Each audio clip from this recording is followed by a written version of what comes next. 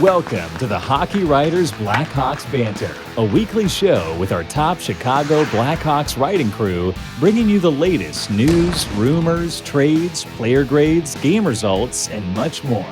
From training camp to the playoffs, from Chelsea Dagger to the Madhouse on Madison, our team covers everything that happens with the Hawks. So get comfortable, grab a beverage. It's time for some Blackhawks Banter. Blackhawks Banter. Hello, everybody, and welcome to a new episode of Blackhawks Banter presented by the Hockey Writers. It's episode 61 of Blackhawks Banter. It's the Riley Stillman episode. He's the only Blackhawk to ever wear that number. So, spoiler alert, more on Mr. Stillman later as we move along. But as always, we are here to discuss all things Blackhawks that happened in the week that was. I am your host, Greg Boyson. I'm joined by my fellow Blackhawks writers over at thehockeywriters.com, Sean Filippelli, Brooke Laforno, and Gail Kauchuk. How is everybody today? I'm doing well. Snowed in, but doing well. Good. Hey, it's not the worst thing in the world. Hopefully everybody's safe. I know there's a lot of people up in the Ontario area getting pelted with snow, but it's winter. That's what happens. We should be used to that by now. Just to give you a preface before we get into everything, we are recording this episode as the second period of the Hawks Kraken game is going on. So it's going to drop Tuesday morning. So if we don't really mention a lot about that game, it's because it's going on right now. So not a lot to report. And before we get into our first topic, I just want to mention that this week's show is being brought to you by The Morning Skate, a daily newsletter that's delivered directly to your inbox Monday through Friday, and it's jam-packed with some of the best hockey stuff on the planet. It's a daily dose of the latest NHL news, rumors, histories, funny stories, quizzes, all sorts of stuff. Just a little fun hockey and information brought to you every day of the week from the Hockey Writers. So you'll see a link in the show description on where you can sign up for that. You don't want to miss out. Morning Skate's a lot of fun. So got our plug out of the way. It is time to kick off our show as we do every week. And we talk about the week that was in Blackhawks land. 3 wins in a row. I do have to start off by giving Ms. Gale a shout out. She predicted a 6-point perfect week last week. Oh, you did? Points. Okay. My mistake. Yeah, you guys were laughing at us. So who's laughing now? Yeah, well, blind squirrel, something. Yeah. But yes, shout out to you ladies for being correct with your predictions. 3 straight wins. They beat the Blue Jackets, the Canadians, and the Ducks, and that's 4 in a row. Second 4-game winning streak since Derek King took over.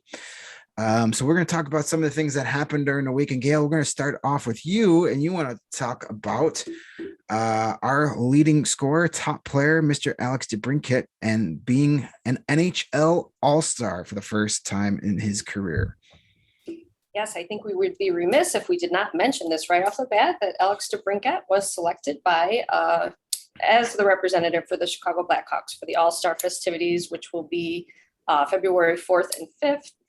In Las Vegas. So, obviously he's incredibly deserving. This is his 5th season, his first time to the All-Star game. And I say first time because I wouldn't be surprised if before his career is out, he heads there for a couple more times. He was drafted 2nd round, 39th overall, because everyone didn't really think that he was big enough to make it in the NHL. But we here in Chicago have had a front row seat to watch him develop into an elite all-around player. So he's also pretty good at scoring goals, currently 4th in the league, 23 goals, which is tied for third in the league with 9 power play goals and 5 multi-goal games this season, which is one of just 5 players to do so. He's in with Leon Draisaitl, Austin Matthews, Brad Marchand, and Alex Ovechkin. So that's pretty cool. And 9 goals since December 15th. Which leads the league. So, and I would not be surprised, to be honest with you, if this is outdated by tomorrow morning when this drops, because we're getting pretty accustomed to DeBrincat scoring nightly around here. So we'll see what happens with the Kraken game tonight. But congratulations to DeBrincat. It is kind of strange that we're not, hearing Kane, but I'll tell you, DeBrincat is not just on the on the coattails of Patrick Kane anymore. So I definitely think that DeBrincat is a good pick. And real quick, by the way, Seth Jones was selected to be in the running voted for last man in, which the voting runs through Monday night. So by the time the show drops tomorrow, we will know if he made it or not. So good luck to him too. Yeah, definitely well-deserved honor for DeBrincat. He's starting to get the recognition he deserves. And when we talk about those elite players in the league, his name needs to start being in that conversation for sure. And again, yeah, Seth Jones will know by the time this drops if he's made it or not. I think he deserves it just by the, way he's played in a difficult situation this year. And plus, if you want the Central Division to have a good shot at winning this thing, if you're into that, Seth Jones playing 3-on-3 hockey is not a bad idea either. So, so that's it. Congratulations to the Cat. As Gail said, probably it's his first All-Star game and likely not his last as we go along. Lots of good things still to come from him, I'm sure. Sean, we're going to move north of the border here, and you wanted to talk about the upcoming Olympics, which we are starting to cover over on the hockeywriters.com, getting our previews and our roster pieces going up for there. And you wanted to talk about our good friend, former head coach Jeremy Colliton being added to Claude Julien's coaching staff. So what are your thoughts about that, Mr. Canada? Oh, listen, as a collective panel and fan base, I think we were all relieved is a good diplomatic word to use when Colliton was no longer behind the Blackhawks bench, and for good reason. His time had run out. We saw the writing on the wall. It made sense. We've seen a different version of the Blackhawks. That's been fantastic. Obviously, the change worked and it was necessary. With that said, we haven't heard or seen Colliton's name in the hockey headlines anyway since that time, and frankly, probably none of us are likely surprised by that. Why would we have? So when I saw his name come from my timeline, it sort of shocked me a little bit. It took me back. But at the same time, I wanted to touch on this because I think it's important to recognize that Colliton is 37 years old. He's still very much on the younger end when it comes to head coaches in this league, let alone any professional league. The fact that he's going to have another opportunity to get behind a bench on an international stage, I think is good for him and his career and his development. And I think he's worthy of that. I know he didn't get the results that he should have or that we wanted him to behind the Blackhawks bench, but he seems to have the drive and he seems to have the will and he seems to have at least the personality to want to do better. And I think this gives him an opportunity, especially in the assistant role. And I think that's what's key here. Because he's doing it in an assistant role, he can take a step back out of the spotlight that probably drained him in Chicago and start to get his feet wet a little bit more. Be around the game, be around the high end of the game, and see what he can do in that role. I think that's going to help him pave another path back to the pros, back at the NHL level. And I think this will be a good test for him as far as putting him back on NHL teams' radars and getting him back into one of these rinks sooner than later. So well-deserved for Colliton. I think this will be a great opportunity, and I wish him well. Yeah, getting to sit back and learn from a guy like Claude Julien, who has had the ultimate success in this league, not a bad thing. And I think you said it right about Colliton. I think he needs to spend some time as an assistant in various levels before he can start getting thought of being a head coach again. The little bit I got to deal with him personally when he was in Rockford before he got the call up, and everything I've heard, he seems like a great guy. He was just a guy that was in over his head, which wasn't necessarily his fault. He was put in that position. So, hopefully he can learn some lessons and learn from his mistakes and learn how to be a better overall coach starting at the Olympics. Probably not the last time he gets a coaching job for sure. We'll wish Colliton good luck, except for when they play Team USA. Then I hope he goes full Colliton and they forget how to play defense. So other than that, they can do fine. Brooke, we're going to move on to you. You want to talk about this 4-game winning streak that the Hawks are on at the moment we're recording. They may be 5 games or it may be over by the time you're listening to this. But do you think that this 4-game streak is turning the team's fortune, or do you think we have to stick with what Sean said last week and change our expectations still? Yeah, that's kind of what I wanted to talk about, actually, because of what Sean said last week. After the Blackhawks won their last game, I did see a lot of fans kind of posting kind of points on Twitter and kind of being like, guys, don't look away. We're right there in the playoff hunt. We're going to do this. And I was kind of like, I get to be excited that they're doing better, but I was kind of thinking about this today because when I was seeing that, I was kind of like, maybe they're onto something here, but now I'm not so sure. I kind of keep thinking about the fact that the Blackhawks have won against bad teams. I know Anaheim is in a playoff spot, but they've been playing like a bad team for the past 10 games, I think.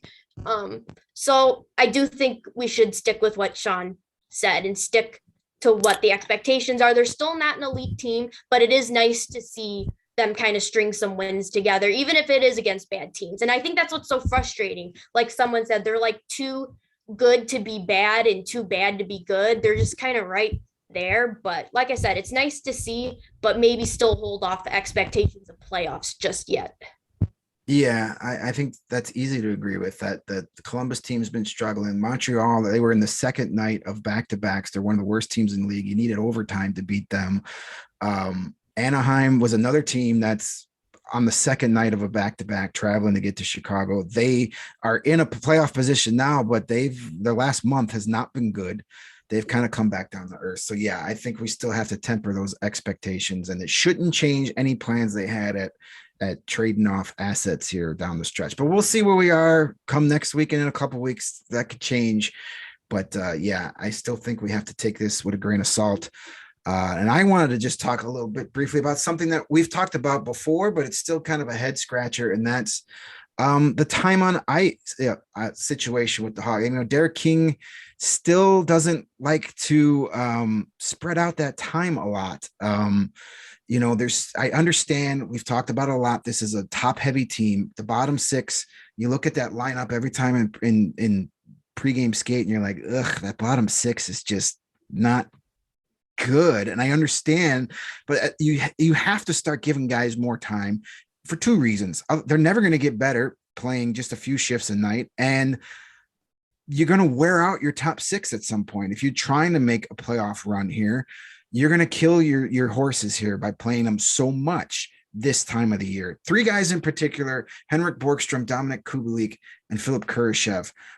They've had Borgstrom 1146 against Columbus, 1119 against Montreal, only 943 against Anaheim. This was a guy that they had a lot of hopes for. He hasn't produced, but again, I don't know what you expect him to do in under 10 minutes of play. Kubalik, we've talked about his curious time on ice, 1231 against Columbus, a little bit better against Montreal at 1555, but then back to just over 13 minutes against Anaheim. And then Kurashev had one of his best games of the season against Columbus, 1541. He played a huge role in setting up that game-winning goal by Calvin DeHaan. But then down to 1246 against Montreal and just over 13 minutes against Anaheim. I know each game dictates with penalties and special team time, but these are three guys I think have earned more playing time, and you have to start divvying up these minutes a little better if you want to save your Alex DeBrincats and your Jonathan Toews and your Patrick Kanes for a possible stretch run. You have to find ways to give them a minute here or there off. And these are three guys that I think need to play more, because these are guys that you need to figure out if you want to keep them around as you try and rebuild here. So now's the time to figure out what you got in these three guys. Give them a little bit more playing. I'm not saying they need to play 20 minutes a night, but give them a little something. Gail? Especially with Kirby Doc and Dylan Strome out for the last, was it 2 or 3 games? You know, right. Come on. And then I just wanted to mention that Borgstrom actually is moved up because Reichel went back down to first line center. So maybe he'll get some more time on ice in the next couple games because of that. Yeah, take advantage of it. You know, now it's up to him to take advantage of that and give him a reason to keep him there. But yeah, we don't need to see more Juji Kara and Ryan Carpenter. You know, we know these guys. They are what they are. And let's give these other guys we're still trying to figure out more playing time. So from there, we're going to move on to topic number 2. And that was what Gail wanted us to chat about in our Blackhawks Banter post. That's live on the hockeywriters.com. If you want to head over there and check that out in written form. You kind of wanted us to talk about a fan favorite coming back and getting some honor, and some 3 new faces to the lineup and how they've played. So we'll start with the old first, and Brooke, we'll start with you and Andrew Shaw getting his legacy night when the Blackhawks played against his other former team, the Canadians. What was your take on honoring Andrew Shaw over the weekend? I thought it was a perfect night for him. I think everything about it was perfectly Shaw. It was weird. It was fun. I think you couldn't have asked for a better night for him. I don't think even that game itself was weird. It was kind of feisty. And then they had that weird overtime goal by Philip Kurashev. It was like, okay, come on, this can only happen to Shaw. So I thought it was good for him. The only thing I wish was different was I wish he would have said, like, when he was on the mic, I wish he kind of would have put in a little dig and said, like, let's go Hawks or something like that. But I understand that he's going to be classy about it because I do know he loved his time in Montreal. But overall, I thought it was a great night. I know he's not a Hall of Famer, but a lot of fans view him as a Hall of Famer in some capacity because of the way he played. So I thought it was a good night for him. It was a fun night for sure. Yeah, I don't think he's going to give a dig to Montreal because they're the ones that gave him $24 million. So, it's hard to say, hey, thank you for overpaying me, Sean, you wanted to talk about one of a young defender that made his debut and has been pretty impressive. And a guy that we don't hear a lot about, but he's been solid in his first year, and that's Jakub Galvas. What have you seen out of him? Great segue. That's exactly what I was going to touch on first and foremost. Here's a guy drafted in the 5th round in 2017. Obviously, we haven't heard his name, much, let alone as much as your Reichels and your Mitchells and your Bodines. And I mean, rightfully so, because that's just how things work, depending on where people are drafted and what the expectations might be. That all said, call it for, give credit wherever it's due as far as it being due to circumstance that he got the call up. He did, and he showed up. Galvas showed up in these games that he was able to play with the Blackhawks. His minutes did go down game over game in his 3-game stint, but the reality is he still averaged over 20 minutes a night on an NHL roster. This guy basically played over in Europe for, since he was drafted. Came over, it's his first year in the North American game in the AHL, only has 20 games under his belt there, and is thrown right into a Blackhawks lineup that's already not really doing that well. We've talked about this. They just can't find sustainability. Meanwhile, he comes in as a 22-year-old, inexperienced in that regard, and just finds confidence, finds comfort, and just creates a level of security back there. Not flashy, but he doesn't need to be. That's what the Seth Joneses are for. They're going to be dynamic. He's not, and we're seeing that. And frankly, teams need players like that. Greg, I think you mentioned this last episode. I can't remember the player you're talking about, but sometimes when you don't hear a defenseman's name, that's a good thing. And the reality is, Galvas, you didn't hear much of him because he was just doing his job. And when you did hear his name, it was because he was stopping goals from going in on his own net, doing exactly what we need players like that to do. So he's gotten snubbed at this point because he is out of the lineup to get some more veteran players back in, but I hope that this means that he's shown what he can do and he's back up where he belongs at the NHL level sooner than later.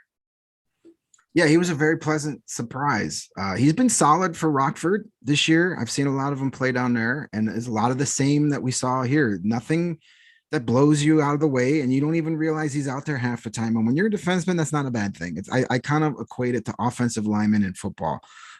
When you're not being noticed, that's because you're just doing what you're supposed to do. You only get noticed when you do something really bad or really good at that position. So not being noticed is okay. So yeah, I think he'll be down in Rockford now that some guys are coming back, and he can take what he learned up there and build off of that with the Ice Hogs, and they'll need him down the stretch run. Gail, we're going to move on to you. You wanted to talk to the newest Blackhawk, probably Brooks' least favorite Blackhawk, just because he was traded for Alex Nylander, but that's Sam Lafferty. What did you think of his first couple goes with the Blackhawks here last week? Yeah, he January 5th was when this trade went down, but then he had COVID for a bit, so he didn't start right away. But with the Pittsburgh Penguins, he couldn't crack the lineup. He only played 10 games and registered just 2 points. So, the scouting report on him is he's a physical bottom 6 guy who likes to hit a lot. He does have 223 hits in 96 career games. But we just talked about this. We have a plethora of Blackhawks have a plethora of depth forward already. So needless to say, nobody was real excited about this acquisition. But Lafferty came in, he's trying to take advantage of a change of scenery to find a fit with another team. And he did have a good start. He certainly did have a good start against the Montreal Canadiens on January 13th. 2 shots on goal, 2 hits. He won 2 or 3 faceoffs. In a healthy 15, 17 minutes of ice time, which you wouldn't expect that much from him, especially first game. But 328 of that was on the penalty kill. So I think they're definitely going to be leaning on him in that department. Same thing against the Anaheim Ducks. He actually was promoted to third line center. They're playing him at center. And ironically had a little bit less time, a little over 11 minutes there. But he still made the most of things. 4 shots on goal, 3 hits, 1 block shots, 4 of 8 faceoffs. So that's 50%.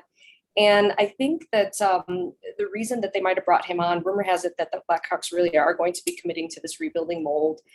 And so they're probably in the next month, a couple months here, going to be getting rid of some, moving several forwards and picking up draft picks and prospects in an attempt to rebuild. So they want to keep their current prospects more in the minor leagues and keep them developing there. So Lafferty is kind of like a insurance policy, so to speak. They're thinking that they can play him instead so that they don't have to rush people to the NHL too soon. So hopefully Lafferty can continue to contribute, because I think he's going to be around and, have a roster spot with the Blackhawks. Yeah, I don't think there's much risk in acquiring him. Obviously, Alex Nylander, the organization they were done with him. Don't go there. He just wasn't in the plans anymore. So if you get somebody that could at least give you something at the NHL level when you were getting nothing, then I guess it's a win. And the one thing that I do say that impressed me was his speed for a bigger guy. He's got good speed. So yeah, I agree with that. You can never have too much speed in today's NHL. So he's got that going for him. I said something nice about him. There we go. And Gail, you wanted me to talk briefly about Lukas Reichel, who made his long-awaited NHL debut against the Canadiens, got in 2 games. The 19-year-old looked relatively comfortable in there, and he got the Hawks handled this right. We've talked about him coming up for weeks now, and I've said that I didn't want him to come up here to play bottom 6 minutes, to play 9 minutes a night with next to Ryan Carpenter and whatever body is there too. Like, that serves him no purpose. That serves him no developmental. It does nothing for him. But they did it right. They brought him up and he centered Patrick Kane and Brandon Hagel. You could consider that the top line, whatever, top 6. They played him over 15 minutes a night. So they even gave him a little bit of power play time. So they did it right. They played him where he was supposed to play. He only won 5 of 14 faceoffs, but 5 of 11 in the second game against Anaheim. He didn't take a lot of draws that first game. No points. He took 7 shot attempts, 5 of them getting on net. So he was a bit aggressive out there. And he was pretty sheltered. He started almost 79% of his shifts in the offensive zone, which is what you want to do for a talented offensive player like that in his first taste. So they handled it right. And then they sent him back down to Rockford. He was actually back in the Ice Hogs lineup Monday afternoon in their matinee game against the Wolves. And he had a goal and an assist. So he got right back to being the top guy in Rockford. Didn't miss a beat, was impressive. He does all the little things right. That's what I love about him. He's always moving his feet, and he's just always, when he doesn't have the puck, he's always looking to get that puck. He reminds me, I'm not making this comparison, but the way he plays the offensive zone when he doesn't have the puck, it reminds me a little bit of a Marian Hossa, just that give me the puck, give me the puck, give me the puck. Now, he's not the defensive player that Hossa was. I'm not saying that's who we should expect, but it just, those little attention to details is what impresses me the most about him. So now he can go back to Rockford. He can be the guy. He's their leading scorer. He's their top line center. He's their top power play guy. And the Ice Hogs are in the thick of a playoff race right now. They're in 4th place in the Central Division. The Central Division is going to take 5 teams into the playoffs. The AHL has a really weird 23-team format this year that you need like a mathematics master's degree to figure out how they're going to do this. But the Ice Hogs have a really good chance of playing in the playoffs this year. And that's huge. A lot to be said for these young guys like Reichel and some of these other players that maybe can pop back to Rockford for the end of the year, of playing meaningful games, playing playoff games, something they're probably not going to experience in Chicago. And even if they would, they'd have a minimal role. So get these guys big time minutes in meaningful games. It's going to go a long way for their development. So I think they're handling the Reichel situation correctly. And we'll see how that folds out as the season goes on, but he belongs in Rockford right now, and kudos for the Hawks for doing that the right way.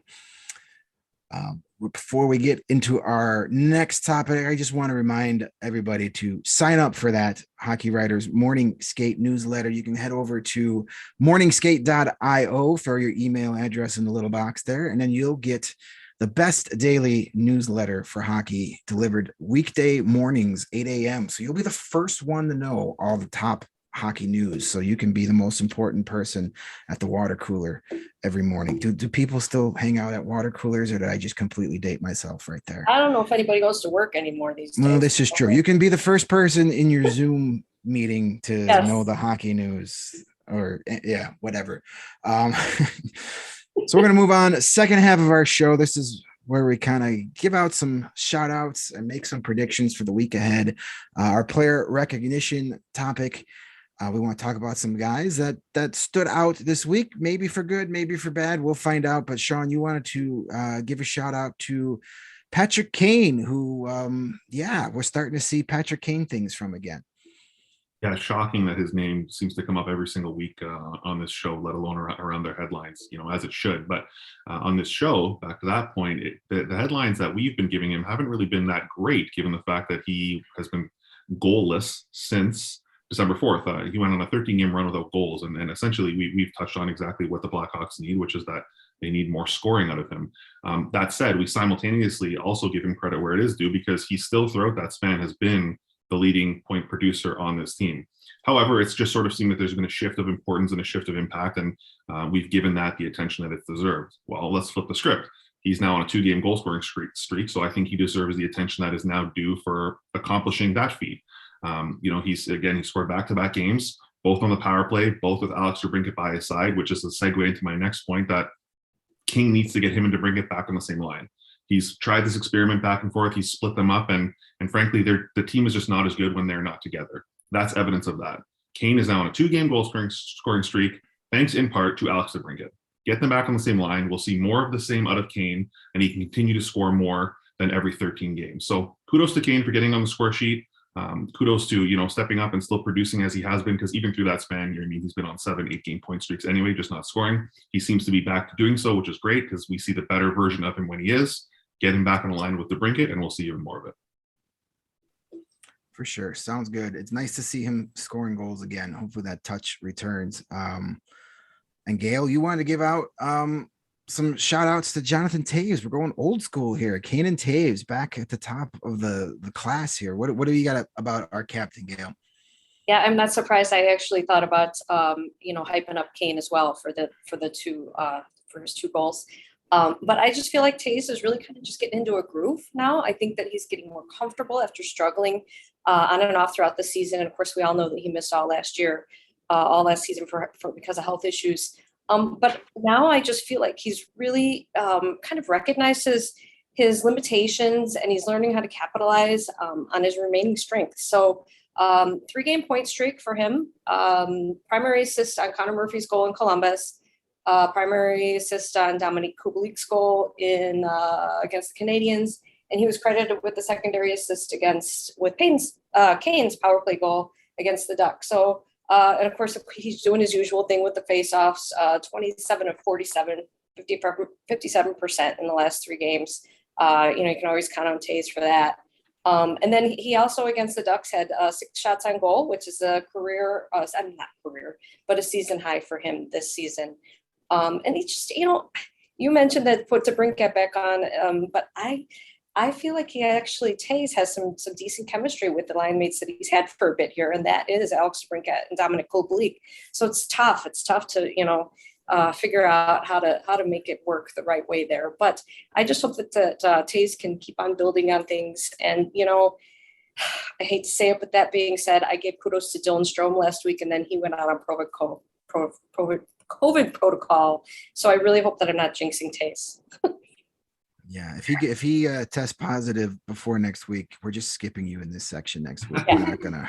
You can do that. Yep. Or we're gonna have you give a recognition to somebody the Hawks are playing the upcoming week and see. If I'll give recognition to Gustafsson next week for that. Yeah. Yes. Do that. Give him some bad juju. It is the Riley Stillman episode of Blackhawks Banter. So it's rather appropriately that Brooke, you wanted to talk about Stillman as he continues to produce offensively. What do you like about his game? Another good week for him. So he's on a really good streak here. I know we talked about him last week, but let me see here. What stands out to me too is his ice time. He logged over 21 minutes against Columbus, and he's averaging over 15 minutes. So it kind of shows how much the coaching staff is starting to believe in him too. But also just his points. He has 6 points in his last 5 games. I mean, seriously, when he only had 10 points in his first 77 games. So whatever he's on, I'm all for it. And you know what? Alex Nylander is gone. So now Riley Stillman is my new boo. No one is allowed to talk trade about him. No one's allowed to talk bad about him. He's doing well. I even saw during the first period of the Seattle game, he came up with a huge shot block. In the first period, he had some good shot blocks in the last game. Overall, he's just coming up really big, and I'm really happy for him, and it's working out. So good job, Riley. I hope he'll be the star of the week next week, too. Stilly. Yeah. I haven't been the biggest fan of his overall, but the last couple of weeks he's been really well. He's one of these guys that's had to step it up because of guys going on protocol and injuries.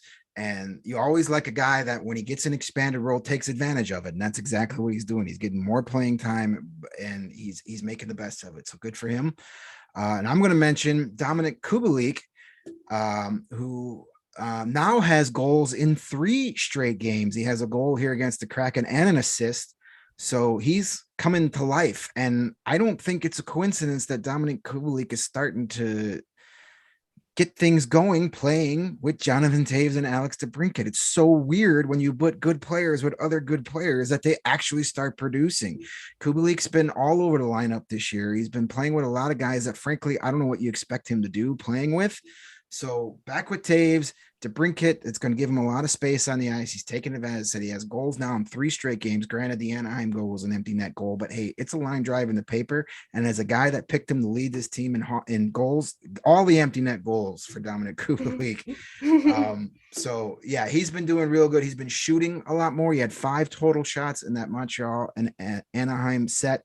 So that's what you want to see. Goal scorers have to shoot because he'd gone through a stretch in the previous 3 games against Arizona, Vegas, and Columbus. He only had 4 shots on goal in those 3 games. So he's a sniper. He's got to shoot the puck. He's starting to do that. He's heating up.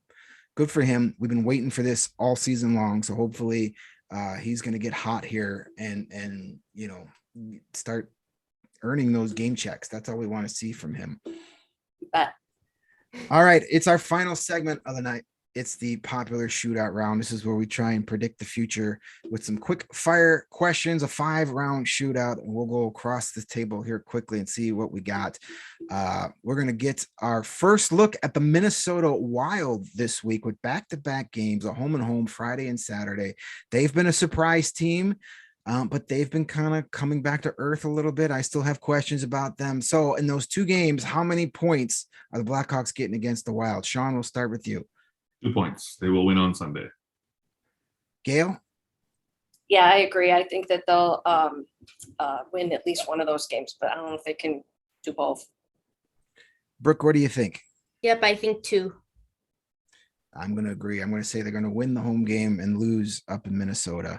I'm going to stick with 2. Maybe maybe that loss goes to OT, but I don't know. Maybe 3, yeah. Yeah. So including Monday's game that's going on right now against the Seattle Kraken, the Hawks have 3 games before we get back together.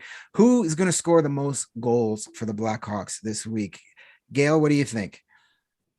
I'm going to go with the All-Star, DeBrincat. Stick with him. Way to go on a limb there. Brooke, who do we got? I'm never right on these, so I'm just going to say Kane. There you go. Sean? Not just because he already scored tonight, but Kubalik. I'm going to pick Patrick Kane as well, just because he has made a career out of scoring goals against the Minnesota Wild. He's like part owner of that team. So I'm going to go with Kane. He's starting to score. He's feeling confident. He loves scoring against Minnesota. I think he's going to have a big series against them. And we're talking about this 4-game winning streak. Does it change your thoughts about the upcoming trade deadline? Brooke, what do you think? Do we stick with trying to trade guys, or let's wait and see? Yep, stick with the selling plan. Sean, what do you think? Yeah, you got to sell. Build for the future. Gail? Yeah, I agree. Be smart. Look to the future. Yes, that's going to be in agreement. Even if the Hawks sneak into the playoffs this year, what does it really do for you, big picture? Not a whole lot.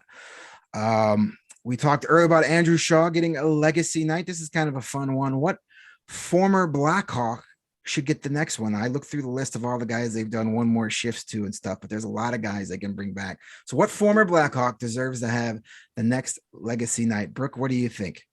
My first two players that came to mind was Crawford and Roenick, Jeremy Roenick. Okay, Sean? Of the two, obviously, I'm going with Crawford. Gail, who do you think gets a legacy night next? I would think it would be really fun to see Dave Bolin have a legacy night. Yeah, I mentioned that on Twitter, and somebody told me that he had one of those one more shifts a couple years ago too, and Roenick had one of those as well. So Yeah, he they did. might be, but bring him back. Bolin was the best. Yeah, he was. One more shift. Did Patrick Sharp have something? No, not yet. But I think they're kind of Okay. sticking away from that 2010 team right now because Yeah. Johnson and Hossa are on hold for their thing. So, Yeah. but yeah, Sharp would definitely deserve one in the long run. Shocking. I'm going to go with a guy that played in the 90s. I think Alex Jamnov should get a legacy night. I think he's one of the most underappreciated Blackhawks of all time. He was traded for Roenick, unpopular. He wasn't the elite goal scorer Roenick was, but the dude still had a great career. He had 140 goals and 424 points in his 528 games for the Hawks. He had 5 seasons of at least 20 goals, 4 seasons of over 40 assists. He was a solid playmaker that played on a lot of garbage teams, which weren't his fault. Had he played on some better teams, he would have had even better numbers. So I think Jamnov is a guy that's underappreciated, mainly because he was traded for one of the most popular players in league history, or in team history. So that put him behind the 8 ball right off the bat. But bring I back thought you would Alex say Jamnov. Larmer for sure. Well, he had a one more shift, so he Oh. already had some dues. So otherwise, Larmer needs a number retirement ceremony, not a legacy night. Make that happen already. Damn it. All right. One last shootout round to go before we wrap this up. All-star teams came out. We mentioned DeBrincat is made it, but who's the biggest snub? Who didn't get his name added to a roster that you think deserves it the most? Gail? Well, I hate to say this because I don't like his ugly mug and I'm not going to miss him, but Brad Marchand. Brooke? I think Fleury. I'm gonna stick with Blackhawks Fleury. Sean, who's your pick? I'm going to say Kadri with the Avalanche. Yeah, that's my pick too. Nazem Kadri. I mean, I don't think it takes a brain surgeon to figure out why he's not there. But the man is having a ridiculous season. He's been carrying the load for the Avalanche while they've dealt with. It's a contract year. Funny how that works out too. It seems that's when he had his best year in Toronto too, was when there was money on the Sure line. is. So Sure not is. the only player to ever show up big time when there's money on the table. That's for sure. But I think he deserves to be there. Say what you want about his style of play and his history. He deserves it. If you want the best players in the league to be at your showcase event, you got to have the best players. He's been one of the best players this season. All right, that wraps up the shootout round. Excuse me. And it's going to wrap up another episode here of the Blackhawks Banter. One last reminder, if we haven't convinced you yet, it's your last chance. It's not your last chance, but go sign up for that morning skate newsletter. You're not going to regret it. It's a lot of fun, and you get a lot of information you can't find on the website, exclusive to your inbox. So morningskate.io, sign up for that. And with that, we're going to wrap up this episode. I'm Greg. Again, Gail, Brooke, Sean, thank you guys so much for joining me for another episode. And we will be back here next week to talk about hopefully another successful week. And you guys, thank you for tuning in and listening wherever you're listening, and be safe out there so we can get back and talk more Blackhawks together next week.